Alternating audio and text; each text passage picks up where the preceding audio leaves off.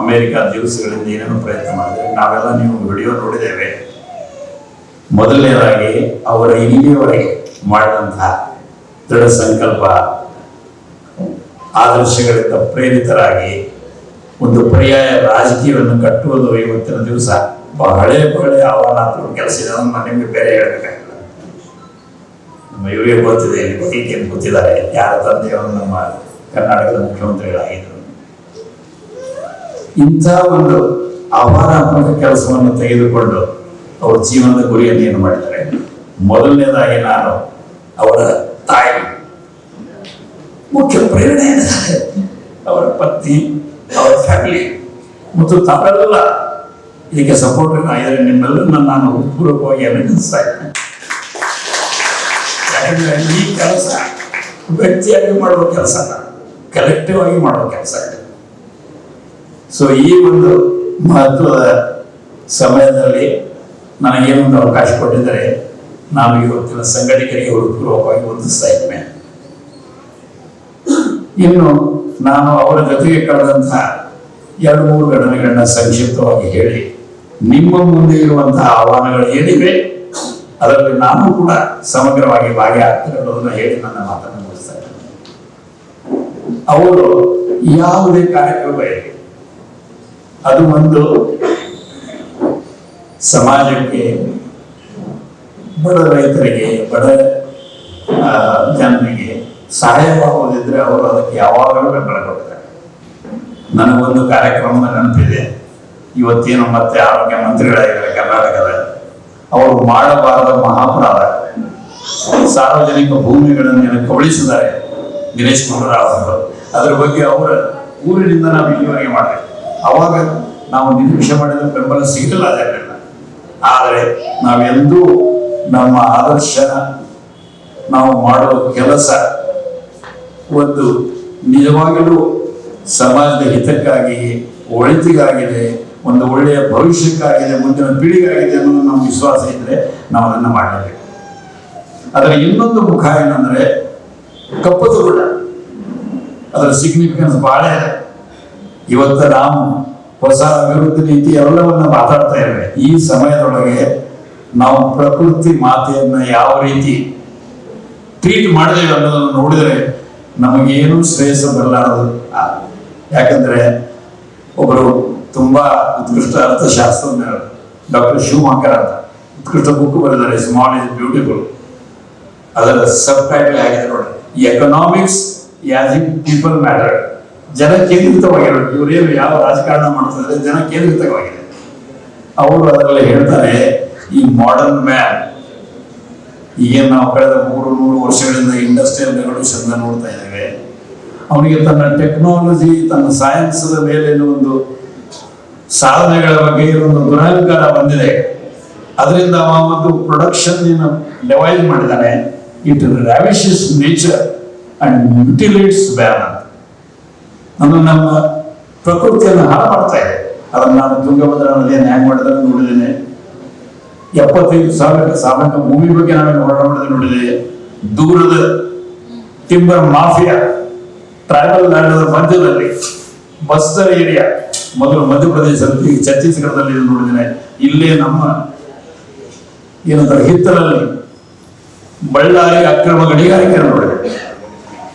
ಈ ಒಂದು ಮಹತ್ವದ ಪ್ರಕೃತಿಯ ಮೇಲೆ ಏನೊಂದು ದೊಡ್ಡ ದಾಳಿ ಮಾಡಲಿಕ್ಕೆ ಹೊರಟಿದ್ರು. ಅವಾಗ ಗದಗಿನ ತೋಂಟದಾರ್ಯ ಸ್ವಾಮೀಜಿಯವರು ನೇತೃತ್ವ ವಹಿಸುವುದು ಹೋರಾಟ ಮಾಡ್ತಾ ಇದ್ರು. ಅವಾಗ ರವಿ ಅವರು, ನಾನು, ದೀಪಕ್ ಅವರು ಮತ್ತು ನಿಮ್ಮೊಳಗೆ ಸಾಕಷ್ಟು ಜನ ಇಲ್ಲೇನು ಕುಂತಿದ್ರಿ, ಎಲ್ಲರೂ ಕೂಡಿಕೊಂಡು ಆ ಕಪ್ಪದ ಗುಡ್ಡದ ಬಗ್ಗೆ ಅದರಲ್ಲಿ ನೋಡಿದ್ರಿ ವಿಡಿಯೋದಲ್ಲಿ ಈ ಒಂದು ಮಾಡಿದ್ರು. ಅದೊಂದು ನಿರ್ಣಾಯಕ ಹೋರಾಟ. ನಾವು ಮೊದಲು ಅಹೋರಾತ್ರಿ ಧರಣಿ ಮಾಡಬೇಕಾದ್ರೆ ಅದಕ್ಕೆ ಸೂಕ್ತ ಸ್ವರೂಪ ನಮ್ಮ ಕೊಡುಗೆ ಕೊಟ್ಟು ಉಪವಾಸ ಸತ್ಯಾಗ್ರಹ ವಿಚಾರ ಹೇಳಿದವರೇ ರವಿ ಅವರು. ಅದು ಇಷ್ಟು ಪ್ರಬಲವಾಗಿ ಆಯ್ತಲ್ಲ ಸ್ವಾಮೀಜಿಯವರ ಕೆಲಸ, ಎಲ್ಲ ಸಮುದಾಯಗಳ ಪ್ರಕ್ರಿಯೆ, ಅದರ ಬಗ್ಗೆ ನಾವೇನು ಅಭ್ಯಾಸ ಮಾಡಿದ್ದೆವು, ಮುಖ್ಯಮಂತ್ರಿಗಳಿಗೆ ಏನು ಪತ್ರ ಬರೆದಿದ್ದೆವು, ಇದೆಲ್ಲದರ ಪರಿಣಾಮವಾಗಿ ಆ ಜಿಲ್ಲೆಯ ಏನೊಂದು ಮಿನಿಸ್ಟರ್ ಇದ್ದಾರೆ ಎಸ್ ಕೆ ಪಾಟೀಲ್, ಅವರು ಅದರ ಬಗ್ಗೆ ತುಂಬಾ ಆಸಕ್ತಿ ತೆಗೆದುಕೊಂಡು ಬೆಂಗಳೂರಿನಿಂದ ಮುಖ್ಯಮಂತ್ರಿಗಳ ಜೊತೆಗೆ ಮಾತಾಡಿ ನಾವು ಆ ಮೈನಿಂಗ್ ಏನು ಬರ್ತಾ ಇದ್ದಾರೆ ಬರಡೋಟ ಅವರು ಅಲ್ಲಿ ಬರ್ಲಿಕ್ಕೆ ಕೊಡೋದಿಲ್ಲ ಅಂತ ಆಶ್ವಾಸನೆಯನ್ನು 3ನೇ ದಿವಸದ ಕೊನೆಗೆ ಮಾಡಿದ್ರು. ಇವ್ರದ್ದು ಒಂದೇನು ಬ್ರಾಡ್ ರೇಂಜ್ ಆಫ್ ಆಸಕ್ತಿ ಇದೆ, ಅದರದ್ದೊಂದು ಆಳ ಇದೆ, ವ್ಯಾಪ್ತಿ ಇದೆ. ಇದು ನನ್ನ ಅಭಿಪ್ರಾಯದೊಳಗೆ ಈ ಒಂದು ಪರ್ಯಾಯ ರಾಜಕೀಯಕ್ಕೆ ತುಂಬಾ ತಯಾರಿದೆ. ಅದಕ್ಕೆ ನಾನು ಮಹತ್ವದಾಗಿ ಎಲ್ಲರ, ವಿಶೇಷವಾಗಿ KRS ಕಾರ್ಯಕರ್ತರಿಗೆ ಉಳಿದವರೆಲ್ಲರೂ ಹೇಳ್ತಾರೆ ಅಂದ್ರೆ ಅವರು ಸಹಜ ಜೀವನ ಅಂತ ಏನು ಬರೆದಿದ್ದಾರೆ ಆ ಪುಸ್ತಕ ನೀವೆಲ್ಲರೂ ಓದಬೇಕು. ಅದರಲ್ಲಿ ವಿಶೇಷವಾಗಿ ನನಗೆ ಬಹಳ ಹೃದಯ ಸ್ಪರ್ಶಿ ಆದ್ರೆ ಇವತ್ತ ದೊರೆಸ್ವಾಮಿಯವ್ರ ಜೊತೆಗಿಂದ ಹಲವಾರು ಸಂಗಾತಿಗಳು ಬಂದಿದ್ರಿ, ಅವ್ರ ಜೊತೆಗೆ ಇದ್ದು ಅವ್ರ ಜೊತೆ ಕೆಲಸ ಮಾಡಿದವರು. ಅದ್ರ ಬಗ್ಗೆ ಏನು ಬರೆದಿದ್ದಾರೆ ಅದು ತುಂಬಾ ಹೃದಯ ಸ್ಪರ್ಶಿಯಾಗಿದೆ. ನೀವೆಲ್ಲರೂ ಅದನ್ನ ಓದಬೇಕು ಮತ್ತು ಒಂದು ಸಾರ್ಥಕ ಒಂದು ಉತ್ಕೃಷ್ಟ ಜೀವನ ಮಾಡಬೇಕಂದ್ರೆ ಏನು ಪ್ರೇರಣೆಗಳನ್ನು ನೋಡಬೇಕು. ಆ ಮಹತ್ವದ ಧೈರ್ಯದ ಈಜುಗಾರ ಅವರು ಏನು ಅತಿ ದೊಡ್ಡ ಆಹ್ವಾನವನ್ನು ತೆಗೆದುಕೊಂಡು ಹೇಗೆ ಅದನ್ನು ಓವರ್ಕಮ್ ಮಾಡ್ತಾರೆ ಅನ್ನೋದಂತ ಒಂದು ತುಂಬಾ ರೋಮಾಂಚನಕಾರಿ, ಆದರೆ ಅಷ್ಟೇ ಜೀವನದೊಳಗೆ ಒಂದು ಛಲ ಅನ್ನೋದ್ರಿಂದ ಒಂದು ನಾವು ಸತ್ಯದಲ್ಲಿ, ನ್ಯಾಯದಲ್ಲಿ, ಏನೋ ಒಂದು ಸಮಾಜದ ಒಳಿತಿನಲ್ಲಿ, ಮುಂದಿನ ಪೀಳಿಗೆ ಹಿತದಲ್ಲಿ ಏನು ಮಾಡ್ತೇವೆ ಅದಕ್ಕೆ ಇರುವಂತಹ ಒಂದು ಎಲ್ಲವೂ ಅದಕ್ಕೆ ದಯವಿಟ್ಟು ನೀವೆಲ್ಲರೂ ಓದಬೇಕು. ವಿಶೇಷವಾಗಿ ದೊರೆಸ್ವಾಮಿಯವರ ಜೊತೆಗೆ ಏನಾದ್ರು ಅವರ ಕೊನೆಯ ದಿವಸಗಳನ್ನು ಕಳೆದ್ರು ತುಂಬಾ ಹೃದಯ ಸ್ಪರ್ಶ. ಆ ಒಂದು ಮಾನವೀಯತೆ ಇವರಲ್ಲಿ ಏನಿದೆಯಲ್ಲ ಅದು ಉಳಿದೆಲ್ಲಗಳಿಗಿಂತಲೂ ಉತ್ಕೃಷ್ಟವಾಗಿದೆ. ಅದನ್ನು ನಾವು ಕಾಪಾಡಿಕೊಳ್ಳೋರು. ನಾನು ಕೂಡ ಸುಪ್ರಿಯ ಅವರು ಮತ್ತು ರವಿ ಅವರು ನನಗೆ ಅನಾರೋಗ್ಯ ಆದಾಗ ಯಾವ ರೀತಿ ನನ್ನ ಮಗ ನನ್ನ ಸೊಸೆ ಮಾಡುವಷ್ಟೇ ಅದಕ್ಕಿಂತ ಹೆಚ್ಚಿನ ಪ್ರೀತಿಯಿಂದ ಮಾಡಿದರೆ ಅದು ತುಂಬಾ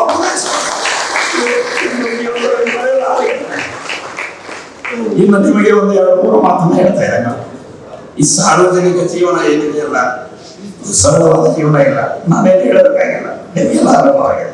ಹಾಗಂದ ಮಾತ್ರಕ್ಕೆ ನಮ್ಮ ಗುರಿ, ನಮ್ಮ ಸಂಕಲ್ಪ, ನಮ್ಮ ದೃಢ ವಿಶ್ವಾಸ, ನಾವು ಮಹತ್ತರ ಕಾರ್ಯವನ್ನು ಮಾಡೇ ಮಾಡ್ತೇವೆ ಅನ್ನುವಂತಹ ಕ್ಷಣ ನಿಮ್ಮ ಹೃದಯ ಅಂತ ಉಳಿದವರೆಲ್ಲ ಬರಲಿ ಭಾರಿಗಳಿಗೆ ದೊರೆಸ್ವಾಮಿಯವರಂತವರು ಸಾಕಷ್ಟು ನಮ್ಮ ದೇಶದೊಳಗೆ ಗಾಂಧೀಜಿಯವರು, ಆಮೇಲೆ ಭಗತ್ ಸಿಂಗ್ ಅವರು, ಏನು ಉಳಿದೆಲ್ಲ ಮಹಾನುಭಾವರಿಗೆ ಆಗಿ ಹೋಗಿದ್ದಾರೆ. ಅವರೆಲ್ಲರೂ ಪ್ರೇರಣಾದಾಯಕಿದ್ದಾರೆ. ಅದರ ಜೊತೆಗೆ ನಿಮ್ಮ ಅಂತರಾತ್ಮಕ್ಕೆ ನಿಮಗೆ ಸಾಕ್ಷಿ ಇರಬೇಕು. ಅದಿದ್ರೆ ನೀವು ಜಗತ್ತಿನಲ್ಲಿ ಯಾರಿಗೂ ಮೆರಬೇಕಾಗಿಲ್ಲ. ಮೊದಲನೇ ಮಾತು ಬಹಳ ಮಹತ್ವದ್ದು ಏನಂದ್ರೆ ಯಾರು ಏನು ಪ್ರಬಲ ಅದಾರೆ ಅದ್ರ ಬಗ್ಗೆ ಒಂದು ಭಯ ಇರ್ತದೆ. ಈ ಎಮರ್ಜೆನ್ಸಿ ಟೈಮ್ನೊಳಗೆ ಇಂದಿರಾ ಗಾಂಧಿ ಅವರಿದ್ರು. ಈ ಕಳೆದ 10 ವರ್ಷದೊಳಗೆ ಅಘೋಷಿತ ಎಮರ್ಜೆನ್ಸಿಗಳಿಗೆ ಮೋದಿ ಶಾ ಜೋಡಿ ಇದೆ. ಎಂದು ನಾವು ಅಧಿಕಾರದಲ್ಲಿ ಇರೋರಿಗೆ ಎಂದು ಹೆದರಬಾರದು. ಅದನ್ನೇ ಗಾಂಧೀಜಿಯವರು ಯಾವ ಸಾಮ್ರಾಜ್ಯ, ನನ್ನ ಸಾಮ್ರಾಜ್ಯದಲ್ಲಿ ಸೂರ್ಯ ಮುಳುಗುವುದು ಅನ್ನುವಂತ ಅಹಂಕಾರ ಇತ್ತು. ಇವರಿಗೆ ಎಷ್ಟು ಅಹಂಕಾರ ಇತ್ತು ನಿಮ್ಗೆ ಗೊತ್ತಿದೆ. ಅದನ್ನು ಮಣಿಸ್ಬೇಕಾದ್ರೆ ಅವತ್ತಿನ ಅವರು ಯಂಗ್ ಇಂಡಿಯಾ ಇದರೊಳಗೆ ಏನು ಬರೀತಾರೆ ಅಂದ್ರೆ real swaraj will not come by acquisition of power by the few but by the capacity of many to resist when the power is abused. Power ಇರೋದು ಜನತೆ ಹಿತ ಮಾಡ್ಲಿಕ್ಕೆ ಇರ್ತದೆ. ಅದನ್ನು ಅಬ್ಯೂಸ್ ಆದಾಗ ನಾವು ಅದನ್ನು ಪ್ರತಿಭಟನೆ ಮಾಡದಿದ್ರೆ ಆ ಅಪೂರ್ವ ಗುಣ ಅವರಲ್ಲಿದೆ. ಆದ್ರೆ ಎಲ್ಲಕ್ಕೂ ಮಹತ್ವದ ನಮ್ಮ KRS ಅವರಿಗೆ ಏನ್ ಹೇಳ್ಬೇಕಂದ್ರೆ ಗಾಂಧಿ ಒಂದು ಮಾತು ಹೇಳ್ತಾ ಇದ್ರು, be the change you want to see in the world. ಯಾವ ಪರಿವರ್ತನೆಯನ್ನ, ಯಾವ ಆದರ್ಶ ಸಮಾಜವನ್ನು ನೀವು ಕನಸು ಕಾಣ್ತಾ ಇದ್ದೀರಿ ಅದು ಯಾರ ಜೀವನದಲ್ಲಿ ಬದಲಾಗಬೇಕು? ನಮ್ಮ ಜೀವನ ಆ ಸಹಜ ಜೀವನ ಅದಕ್ಕೆ ಒಂದು ಕನ್ನಡಿ ಇದೆ, ಇನ್ನೂ ಬಹಳಷ್ಟಿದೆ. ಇದರೊಳಗೆ ಒಂದು ಶರಣರ ಸಂಸ್ಕೃತಿ ಇದೆ. ಬಸವಣ್ಣ ನಾವು ನೋಡಿದ್ದೇವೆ. ಇದರೊಳಗೆ ನಮ್ಮ ಮಾತು ಬಹಳ ಮಹತ್ವದ ಸಾರ್ವಜನಿಕ ಜೀವನದೊಳಗೆ. ಶರಣರು ಹೇಳ್ತಾರೆ, ನುಡಿದರೆ ಏನಿರಬೇಕು? ಮುತ್ತಿನ ಹಾರದಂತಿರಬೇಕು. ಉಳಿದೆಲ್ಲ ಹೇಳ್ತಾರೆ, ಕೊನೆಗೆ ಅದನ್ನು ಹೇಳ್ತಾರೆ. ಯಾಕೆ ಇದನ್ನು ಹೇಳ್ತಾರೆ ನನಗೆ ಮೊದಲು ಗೊತ್ತಿಲ್ಲ. ಅದನ್ನು ಹ್ಯಾಂಗ ನಾನು ಆಳವಾಗಿ ವಿಚಾರ ಮಾಡಿದೆ. ವಜ್ರ ಏನು ಎಲ್ಲವನ್ನ ನೀವು ಕಡಿದು ಅದನ್ನು ರೂಪ ಕೊಡ್ತಿದ್ರೆ ಅದು ಆಗುವುದಿಲ್ಲ, ಅದೇನಿದೆ. ಆದರೆ ಮುತ್ತು ನೈಸರ್ಗಿಕವಾಗಿ ಬಂದಂತ ನಮ್ಮ ಜೀವನದೊಳಗೆ ಅಂತಹದ್ದನ್ನು ಸಹಜವಾಗಿ ನಾವು ಯಾರು ಏನೇ ಅನ್ಯಾಯ ಎಂಥ ಘೋರ ಮಾಡಲಿ, ಆದರೆ ಅವರ ಬಗ್ಗೆ ವ್ಯಕ್ತಿಗತವಾಗಿ ನಮಗೆ ಯಾವುದೇ ವೈರತ್ವ ಇರಬಾರದು. ಅದು ಕೇವಲ ಮಾತಿನಲ್ಲ, ನಮ್ಮ ಕೃತಿಗಳಲ್ಲೂ ಕೂಡ ಕಂಡುಬರಬೇಕು. ಎರಡನೇದು ಬಹಳ ಮಹತ್ವದ್ದು ಏನಂದ್ರೆ ಅಧಿಕಾರ ಪಡೆಯಬೇಕನ್ನೋದು ಇವತ್ತೊಂದು ಗುರಿಯಾಗಿದೆ. ಅದು ಎಂದೂ ಸರಿಯಾಗ ಅಧಿಕಾರವು ಒಂದು ಮೀನ್ಸ್ ಆಗಬೇಕು, ಒಳ್ಳೆಯದನ್ನ ಮಾಡಲಿಕ್ಕೆ ಅನುಕೂಲ ಆಗಬೇಕು. ಮತ್ತು ನಮ್ಮ ಅಂತರಾತ್ಮಕ್ಕೆ ನಾವು ಸಾಕ್ಷಿ ಆಗ್ಬೇಕನ್ನೋದು ಏನಿದಿಲ್ಲ. ಉಳಿದೆಲ್ಲ ಕಾಲಕ್ಕಿಂತ ನಾನು ಈ ಕಾಲದಲ್ಲಿದೆ, ಇದು ತುಂಬಾ ಆಹ್ವಾನಾತ್ಮಕ ಇದೆ. ಯಾವ ಸಾಮಾಜಿಕ ಜೀವನದಲ್ಲಿ ಮೋಹನ್ದಾಸ್ ಕರಮ್ಚಂದ್ ಗಾಂಧಿ, ಜವಾಹರ್ಲಾಲ್ ನೆಹರು, ಸರ್ದಾರ್ ವಲ್ಲಭ್ ಪಟೇಲ್, ಸುಭಾಷ್ ಚಂದ್ರ ಬೋಸ್, ಜಯಪ್ರಕಾಶ್ ನಾರಾಯಣ್ ಅಂತವರಿದ್ರು. ಅವರು ಎಂತ ಆದರ್ಶಗಳಿಂದ ಪ್ರೇರಿತರಾಗಿ ಅವರು ನಮ್ಮ ಸಂವಿಧಾನ ಹೆಂಗ್ ಕೊಟ್ಟರು, ಇಡೀ ಜಗತ್ತಿಗೆ ಒಂದು ಉತ್ಕೃಷ್ಟ ಹೋರಾಟದ ಪದ್ಧತಿಯನ್ನು ಹೆಂಗ್ ಮಾಡಿಕೊಟ್ರು. ಇವತ್ತು ನಮ್ಮ ರಾಜಕಾರಣಿಗಳು ಯಾವ ಮಟ್ಟಕ್ಕೆ ಉಳಿದಿದೆ ಅನ್ನೋದು ನೋಡ್ತಾ ಇದ್ದಾರೆ. ನೀವೆಂದೂ ಏನ್ ನೆನಪಾಗಬಾರ್ದಂದ್ರೆ ಡಿಸೆಂಬರ್ 9, 46ರಿಂದ ನವೆಂಬರ್ 26, 49ರವರೆಗೆ ನಮ್ಮ ಸಂವಿಧಾನವನ್ನು ರಚಿಸಿದರು. ಅಲ್ಲಿ ಏನು ಚರ್ಚೆ ಆಯ್ತು ಅನ್ನೋದ್ರ ಕಡೆಗೆ ನಾವು ಹೋಗಲು ಬಹಳ ಮಾಡ್ತಿದ್ದೇವೆ. ಮತ್ತು ಅವ್ರು ಏನ್ ಮಾಡಿದ್ರು, ಯಾರಲ್ಲಿ ವಿಶ್ವಾಸ ಇದ್ರು, ಈ ದೇಶದ ಸಾಮಾನ್ಯ ಜನತೆಯಲ್ಲಿ ವಿಶ್ವಾಸ ಇತ್ತು. ನಾವು ಸಾರ್ವಭೌಮರು. ನಾವು ಒಂದು ಡಿಬೇಟ್ ಒಳಗೆ ಆದಾಗ ಯಾವ ವ್ಯಕ್ತಿ ಕೇಳ್ತಾರೆ, ನೀವ್ಯಾರು ನೀವೇನು ಜಡ್ಜು ಅದು ಇದು, ಈ ದೇಶದ ಮಾಲೀಕರಿದ್ದಾರೆ. ನನಗೆ ಆ ಮಾಲಕೀಯತ್ವವನ್ನ ಆ ಸಂವಿಧಾನದ ಶಿಲ್ಪಿಗಳು ಕೊಟ್ಟಿದ್ದಾರೆ. ಎಂತ ಮಹಾನ್ ವ್ಯಕ್ತಿಗಳು. ನಮ್ಮ ದೇಶದ ಹೋರಾಟ ನಮಗಷ್ಟೇ ಅಲ್ಲ, ದೂರದ ಮಾರ್ಟಿನ್ ಲೂಥರ್ ಕಿಂಗ್ ಅವರಿಗೆ ಬಿಳಿ ಕಪ್ಪು ಜನರ ಸಮಾನತೆಗೆ ಹೋರಾಟ ಮಾಡಬೇಕಾದ್ರೆ ಅವರಿಗೆ ಪ್ರೇರಣಾದಾಯಕ ಅಂತ ಅರ್ಥ ಅಲ್ಲ. ಅವ್ರಿಗೆ ಇಂಡಿಯಾಗೆ ಬಂದಾಗ ಹೇಳ್ತಾರೆ, ಇದೊಂದು ವಿಸಿಟ್ ಅಲ್ಲ, it is a pilgrimage. Nelson Mandela ಅವರು another great man of last century ಅಂತ ಒಂದು ಬಳವಳಿಯಿಂದ ನಾವು ಬಂದಿದ್ದೇವೆ. ಇವತ್ತು ಇವರು ಯಾವ ಮಟ್ಟಕ್ಕೆ ರಾಜಕಾರಣವನ್ನು ವಹಿಸಿದ್ದಾರೆ. ನೀವೆಲ್ಲರೂ ಸಿಡಿದಿದ್ದು ದೃಢ ಸಂಕಲ್ಪದಿಂದ ಪರ್ಯಾಯ ರಾಜಕೀಯ ಗಣನೆಯನ್ನ ಮಾಡ್ತಾ ಇದ್ದೀರಿ. ಅದು ಬಹಳ ಉತ್ಕೃಷ್ಟವಾಗಿದೆ. ಇಲ್ಲಿ ನಾನು ಒಂದು ಮಾತನ್ನು ಯಾವುದೇ ಪರ್ಯಾಯ ರಾಜಕಾರಣ ಮಾಡಬೇಕಾದ್ರೆ ಹೋರಾಟ ಅದಕ್ಕೆ ತುಂಬಾ ಮೂಲವಾಗಿದೆ. ಈ ದೇವನವರು ಮಹಾದೇವರು ಆಗಲೇ ಮಾತಾಡಿದ್ರು, ರಾಘವೇಂದ್ರ ಕುಷ್ಟಗಿ ಅವರು, ನಾನು, ಪುಟ್ಟಣ್ಣಯ್ಯ ಅಂತ ಒಬ್ಬ ಶಾಸಕರು ಆಗಿದ್ದರು, ತುಂಬಾ ಒಳ್ಳೆಯವರು. ನಾವೊಂದು ಜನಾಂದೋಲನ ಮಹಾಮೈತ್ರಿ ಮಾಡಿದಾಗ ನಮ್ಗೇನು ಕನಸಿತ್ತು ಅಂದ್ರೆ ಪ್ರಬಲ ಜನಾಂದೋಲನ, ಪರ್ಯಾಯ ರಾಜಕೀಯ, ಇವು ಎರಡು ನನ್ನ ಅಂದ್ರೊಳಗೆ ಅಪೂರ್ವ ಸಂಗಮ ಏನಲ್ಲ. ಅದರಲ್ಲಿ ಅಪಾರ ಶಕ್ತಿ ಇದೆ. ಯಾಕೆ ಅಹಿಂಸಾತ್ಮಕ ನೇರ ಕ್ರಿಯೆಯನ್ನು ನೋಡಿದರೆ ನಮ್ಮ 1000 ಜನ ಹೈಯರ್ ಪಾಲಿಗಾನ್ ಮುಂದೆ ನಿಂತಾಗ ಮೌನವಾಗಿ ಏನಲ್ಲ ಅದ್ರದ್ದು ಏನು ಪರಿಣಾಮ ಆಯ್ತು, ಈ ಸರ್ಕಾರದ ಮೇಲೆ ಏನಾಯ್ತು, ಹೈಕೋರ್ಟ್ದಲ್ಲಿ ಏನಾಯ್ತು, ಮುಂದೆ ಸುಪ್ರೀಂ ಕೋರ್ಟ್ದಲ್ಲಿ ಏನಾಗಿದೆ, ಇವೆಲ್ಲವನ್ನು ನೋಡಿದರೆ ಆ ಸಾಮಾನ್ಯ ಜನರಿಗೆ ಅಪೂರ್ವ ಶಕ್ತಿ ಇದೆ. ಅಷ್ಟೇ ಅಲ್ಲ, ಅಪೂರ್ವ ವಿಜ್ಡಮ್ ಇದೆ. ಆ ಹಳೆಯ ಎಮರ್ಜೆನ್ಸಿಯನ್ನ ಕಿತ್ತು ಒಗೆದು ನಮ್ಮ ದೇಶ ಮತ್ತೊಮ್ಮೆ ಪ್ರಜಾಪ್ರಭುತ್ವ ಸ್ಥಾಪನೆ ಏನ್ ಮಾಡಿದ್ರು ಮಾರ್ಚ್ 77 ಒಳಗೆ. ಈ 2024 ಲೋಕಸಭಾ ಎಲೆಕ್ಷನ್ ನೋಡಿ, ಬಡವರು, ವಂಚಿತರು, ಜೀವನಕ್ಕಾಗಿ ತುಂಬಾ ಸಾಹಸ ಮಾಡುವವರು, ಅವರು ಈ ಒಂದು ಇದರ ದಿಕ್ಕನ್ನೇ ಬದಲು ಮಾಡಿದ್ರು. ಯಾರಿಗೆ ಅಹಂಕಾರ ಬಂದಿತ್ತು, ಯಾವ ರೀತಿ ಒಂದು ವರ್ಷದ ಸಮಗ್ರ ಸತ್ಯಾಗ್ರಹ ಮಾಡಿ ನಮ್ಮ ರೈತರು ಅವ್ರನ್ನ ಬಗ್ಗು ಹಾಗೆ ಮಾಡಿದ್ರು. ಆ 3 ಕಾರಣ ಕಾಯ್ದೆ ವಾಪಸ್. ನೀವು ಸಾಮಾನ್ಯ ಘಟನೆಗಳಲ್ಲ, ನೀವು ರಾಜಕೀಯ ಜೀವನದಲ್ಲಿ ಇದ್ದಾಗ ಇವೆಲ್ಲವನ್ನು ಕಲಿತು ವಿನಯದಿಂದ ಸಾಮೂಹಿಕ ಶಕ್ತಿಯನ್ನು ಹೊರಗೆ ತರುವಂತಹ ಒಂದು ಪ್ರಕ್ರಿಯೆ ತುಂಬಾ ಆಹ್ವಾನಾತ್ಮಕವಾಗಿದೆ. ಇದರೊಳಗೆ ಯಾರ್ಯಾರು ಯಾವ ಪಾತ್ರ ಮಾಡ್ತಾರೆ ಅನ್ನೋದು ಸಾಕಷ್ಟು ಇತಿಹಾಸ ಇದೆ. ನನ್ನ ಜೀವನದಲ್ಲಿ ನಾನು ಅನುಭವಿಸಿದೆ. ಅದಕ್ಕೆ ತಾವೆಲ್ಲರೂ ಇದನ್ನು ದೃಢ ಸಂಕಲ್ಪವಾಗಿ ಮಾಡಿ, ನಾನು ಈಗ 80ನೇ ವಯಸ್ಸಿದೆ, ನಿಮ್ಮೆಲ್ಲರ ಜೊತೆಗೆ 75 ಆದಾಗ ಒಂದು ಉತ್ಕೃಷ್ಟ ಕಾರ್ಯಕ್ರಮವನ್ನು ಇವರೆಲ್ಲ ರವಿಯವರು ನೀವೆಲ್ಲರೂ ಕೂಡ ಮಾಡಿದ್ದೇವೆ. ಸೊ ಇನ್ನು ಮುಂದಿನ ದಶಕವನ್ನ ದೇವರ ಇಚ್ಛೆ ಇದ್ರೆ 2 ಕೆಲಸ ಸರಾಗಿ ಮಾಡ್ತಾರೆ. ನಾವು ಒಂದು ಏನಂದ್ರೆ ಬಳ್ಳಾರಿಯಲ್ಲಿ ಮಾಡಿದ ಹಾಗೆ ಇಲೆಕ್ಟೋರಲ್ ಬಾಂಡ್ಸ್ ಏನಿದೆ ಅಲ್ಲ, ಇದು ಮಹತ್ವದ ಐತಿಹಾಸಿಕ ಕೇಸ್ ಇದೆ ನಮ್ಮ ಸುಪ್ರೀಂ ಕೋರ್ಟ್ ಎದುರುಗಡೆ. ಅವ್ರೇನ್ ನಿರ್ಣಯ ಮಾಡ್ತಾರೆ, ಅರುಣ್ ಜೇಟ್ಲಿ ಈಗಿಲ್ಲ ನಮ್ಮ ಮಧ್ಯದೊಳಗೆ, ಈಗ ಮೋದಿ ಇದ್ದಾರೆ, ನರೇಂದ್ರ ದಾಮೋದರ್ ದಾಸ್ ಮೋದಿ, ಆಮೇಲೆ ಅಮಿತ್ ಶಾ, ಆಮೇಲೆ ನಿರ್ಮಲಾ ಸೀತಾರಾಮನ್, ಇವರೆಲ್ಲರೂ ಕೂಡ ಏನನ್ನ ಜಸ್ಟಿಫೈ ಮಾಡ್ತಾ ಇದ್ದಾರೆ, ಮಾಡಿದ್ದಾರೆ. ಸುಪ್ರೀಂ ಕೋರ್ಟ್ ಸ್ಪಷ್ಟವಾಗಿ ಹೇಳ್ತಿದೆ ಇದು ಅಸಂವಿಧಾನಿಕವಾಗಿದೆ ಅಂದ್ರೆ ನಮ್ಮ ಸಂವಿಧಾನದ ವಿರುದ್ಧ ಕೆಲಸ ಮಾಡಿದ್ದಾರೆ. ಇದು ಇಲ್ಲಿಗಲ್ ಇದೆ. ನೀವು 1000 ಗಟ್ಟಲೆ ಕೋಟಿಗಳನ್ನು ಪಡೆದ್ರೆ ಲಕ್ಷ ಗಟ್ಟಲೆ ಏನ್ ಕೊಟ್ಟಿದ್ದಾರೆ, ಕಾಂಟ್ರಾಕ್ಟ್ ಕೊಟ್ಟಿದ್ದಾರೆ. ಯಾರು ತನಿಖೆಯೊಳಗೆ ಇದ್ರು ಮಾಡಿದ ಅವಯವಗಳ ಸಲುವಾಗಿ ಇಡಿ ಆಮೇಲೆ ಐಟಿ ಒಳಗೆ ಅವರು ಕೊಟ್ರೆ ಅವ್ರನ್ನ ಅದರಿಂದ ಬಿಡುಗಡೆ ಮಾಡಿದ್ದಾರೆ. ಇಷ್ಟು ಕ್ರಿಮಿನಲ್ ಇದಾರಲ್ಲ ಅವ್ರು ಮಾಡಿದ್ದು, ಅವ್ರೆಲ್ಲರೂ ಜೈಲಿಗೆ ಹೋಗ್ಬೇಕು.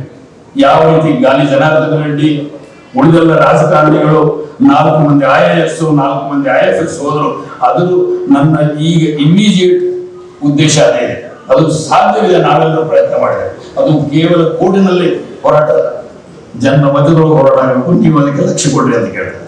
ಎರಡನೇ ವಿಷಯ ನಾನು ಏನ್ ಹೇಳ್ತಾ ಇದ್ದೇನೆ, ಅದರಿಂದಲೇ ಪ್ರೇರಿತನಾಗಿ ನಮ್ಮ ಇವತ್ತಿನ ಸುಪ್ರೀಂ ಕೋರ್ಟ್ ಮುಖ್ಯ ನ್ಯಾಯಾಧೀಶರು ಏನಿದ್ದಾರೆ, ತುಂಬಾ ಓದಿದ್ದಾರೆ, ತುಂಬಾ ಜಾಣರಿದ್ದಾರೆ. ಅವರೊಂದು ಮಾತು ಹೇಳ್ತಾರೆ ಅಲ್ಲಿ, ಈ ಅನ್ಕಾನ್ಸ್ಟಿಟ್ಯೂಷನಲ್ ಇಲ್ಲೀಗಲ್ ಇದು ಹೇಳುವಾಗ ಲೆವೆಲ್ ಪ್ಲೇಯಿಂಗ್ ಫೀಲ್ಡ್ ಇಲ್ಲ.